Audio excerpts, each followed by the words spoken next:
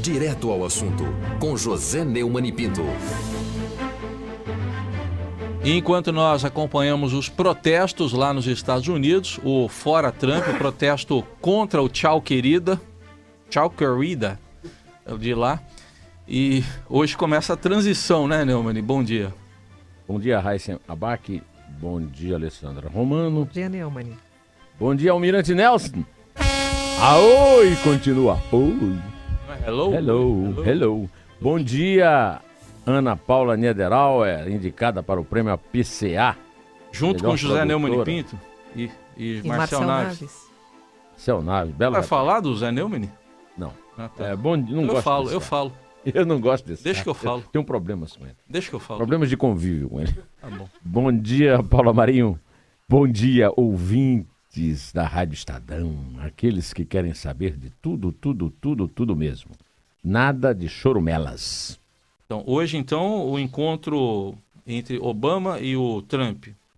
Essa coisa da transição é uma tradição democrática que eu gostaria de ouvir falando sobre ela o próprio Obama. Se o Almirante Nelson me der a honra, gostaria de ouvir a fala do Obama a respeito. Com tradução de Luiz Vassalo. Com tradução de Luiz Fernando Vassalo Crisóstomo.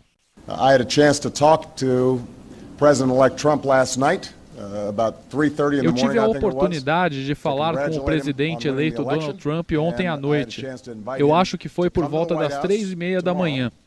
Eu lhe dei parabéns por ganhar a eleição e tive a chance de convidá-lo para ir até a Casa Branca amanhã para conversar e ter certeza que teremos uma transição bem-sucedida entre as presidências. Não é segredo nenhum que o presidente eleito e eu temos diferenças bem significativas. Mas lembrem-se, 8 anos atrás, eu e o presidente Bush tínhamos algumas diferenças significativas também. Mas o time do presidente Bush não poderia ter sido mais profissional ou mais atencioso em ter certeza que teríamos uma transição tranquila para que pudéssemos manter o país funcionando.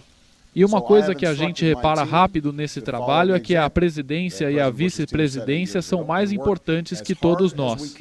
Então eu instruí o meu time para seguir o exemplo que o time do presidente Bush deu 8 anos atrás e trabalhar o mais duro possível para ter certeza que a transição seja um sucesso para o presidente eleito.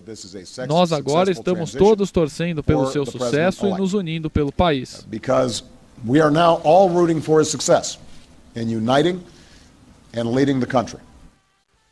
É isso aí.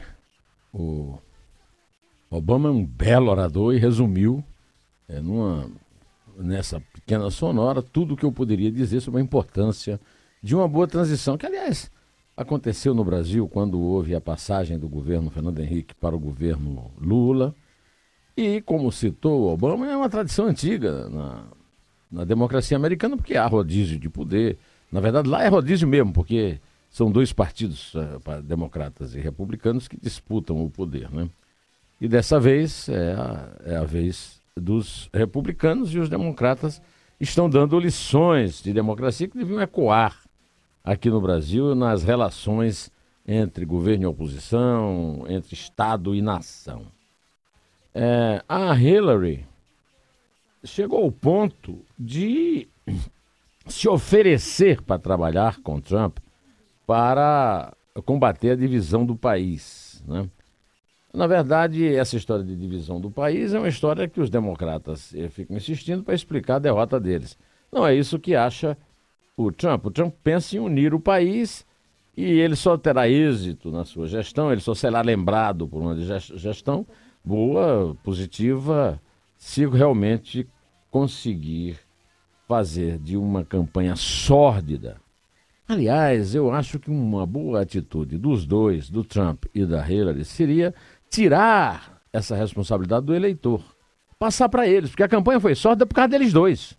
Quer dizer, quem baixou o nível da campanha até o pré-sal foram Trump, principalmente, e Hillary também. Não podiam, pelo menos, reconhecer isso antes dele assumir e dela ir trabalhar com ele, se é que ela vai mesmo, eu duvido muito. Eu quero lembrar que o presidente ao qual o Obama se referiu era o George W. Bush, que, como eu já falei aqui ontem, esteve a pique de ser sofreu um processo de impeachment, tal como o Nixon, por ter sido acusado de ser um escroque, né? E, no entanto, ele sobreviveu por causa de 11 de setembro, da implosão, né, por aviões, né, das Torres Gêmeas. Al-Qaeda. E ele, pela Al-Qaeda, e ele deve a permanência no mandato ao Bin Laden. Para poder se livrar dessa testemunha, os Estados Unidos o assassinaram, né?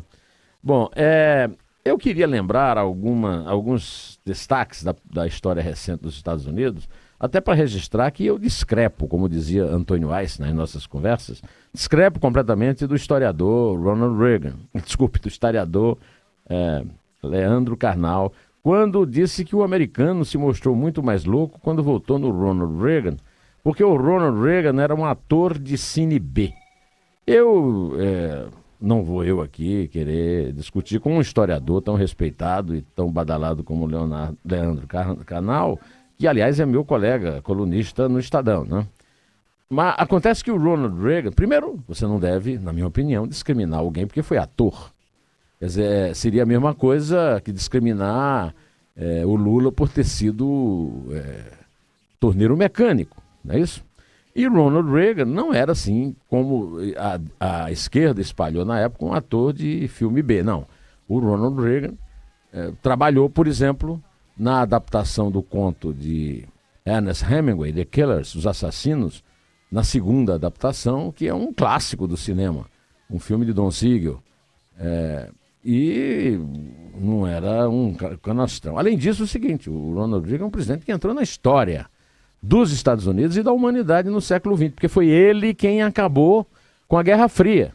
Quem acabou com a Guerra Fria e quem levou a Rússia a partir para Glasnost do Mikhail Gorbachev foi a Guerra nas Estrelas, porque a Rússia estava falida, a União Soviética estava falida e não pôde enfrentar o investimento em tecnologia militar e espacial que o Ronald Reagan patrocinou. Eu respeito a opinião de Carnal, mas discrepo, ou seja, discordo. Aliás, o Reagan era político já. Não, e o Reagan, quer dizer, não era mais ator. Já tinha atuação política. Não era mais ator, ele não saiu do set de Hollywood para disputa política. De qualquer maneira, não sou eu que vou querer aqui ensinar Padre Nócio a vigário, né? Ou melhor, a história a historiador.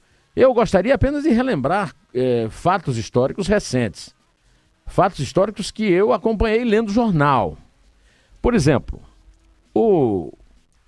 em 1963, quando o John Fitzgerald Kennedy foi assassinado, eu tinha 12 anos. Mas já era gente, já entendia as coisas.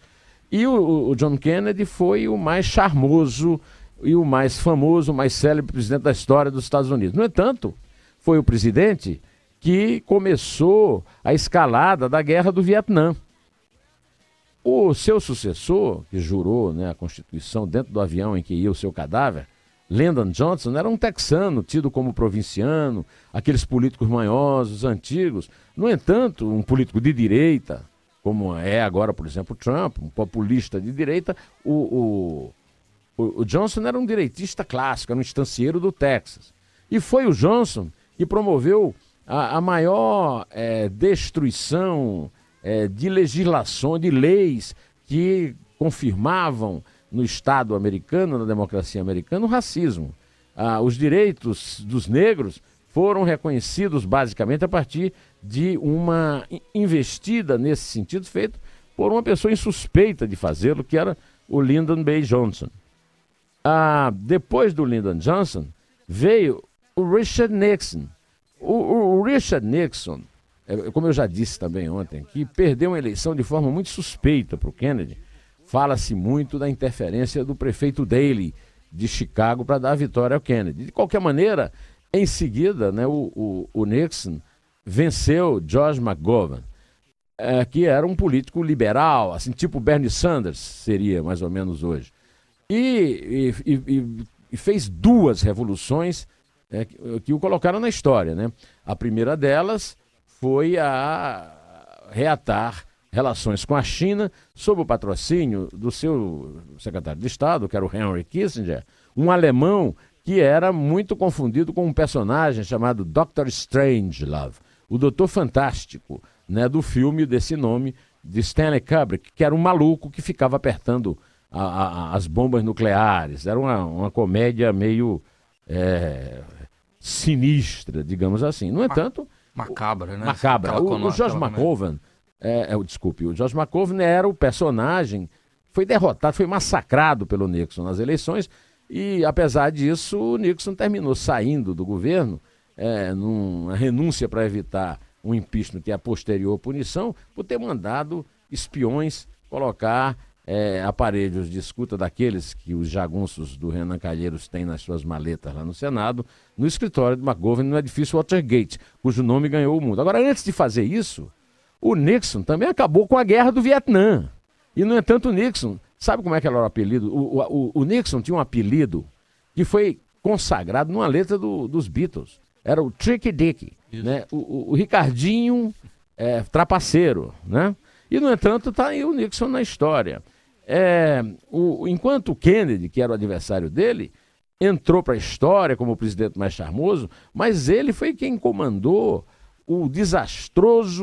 a desastrosa invasão da Baía dos Porcos, em Cuba, e também é atribuída a ele a inspiração de um atentado fracassado para matar Fidel Castro, no auge do regime castrista em Cuba.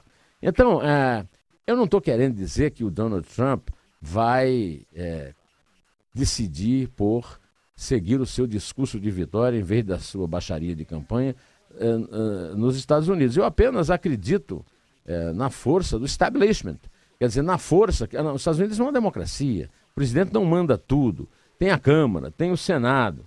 E eu gostaria de registrar hoje, você vá às bancas e compre a edição histórica do Estadão com uma primeira página maravilhosa, cuja manchete é: perplexo e inseguro, o mundo se questiona. Quais promessas Trump cumprirá? Isso aqui é uma manchete inspirada nos comentários que o Heisen passou o dia inteiro fazendo. Afinal de contas, aqui no microfone da Rádio Estadão, afinal de contas, será o presidente do discurso de vitória ou o candidato da baixaria, do muro que o México paga, etc. Essa é uma pergunta que vai ser respondida, mas há exemplos históricos recentes de que muita gente surpreendeu para o bem, muita gente surpreendeu para o mal. Charmosos que patrocinaram chacinas, carnificinas, e brutamontes que terminaram fazendo a paz. Que seja este o caminho escolhido pelo milionário Donald Trump, né?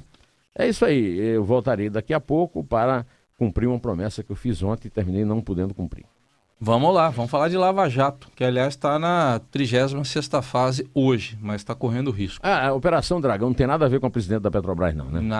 Até o momento não sabemos se há envolvimento porque eu acho que a presidente da Petrobras já foi devidamente... Há outros nomes que podem também ser contemplados. Mas a presidente da Petrobras, a dona Graça Forte, já foi homenageada quando batizaram um navio petroleiro lá no Ceará de Dragão dos Mares, né? Fica a homenagem.